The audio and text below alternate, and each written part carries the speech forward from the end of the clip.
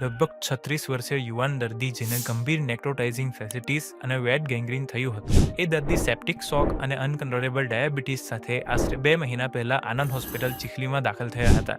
સમસ્યા એટલી ગંભીર હતી કે દુબઈમાં લગભગ 7 દિવસની ટ્રીટમેન્ટ પછી એમને પગ કાપવાની સલાહ આપવામાં આવી હતી. પરંતુ doctor Jayesh Patel, doctor Niraj Mehta, doctor Jigar Gavit અને આનંદ હોસ્પિટલના તમામ સ્ટાફની મહેનત દ્વારા અને ઉચ્ચ સ્તરીય ટ્રીટમેન્ટ તેમજ ઓપરેશન્સ દ્વારા 2 મહિનાની ટ્રીટમેન્ટથી પેશન્ટનો પગ બચ્યો અને આજે સારી રીતે હલનચલન કરી શકે છે. એમની 2 મહિનાની ટ્રીટમેન્ટમાં 1થી વધારે ડેબ્રાઇટમેન્ટ, સર્જરી, આઈસીયુમાં સાર સંભાળ, સુગર કંટ્રોલ, રેગ્યુલર ડ્રેસિંગ્સ અને 4 વેક્યુમ ડ્રેસિંગ્સ થયા હતા.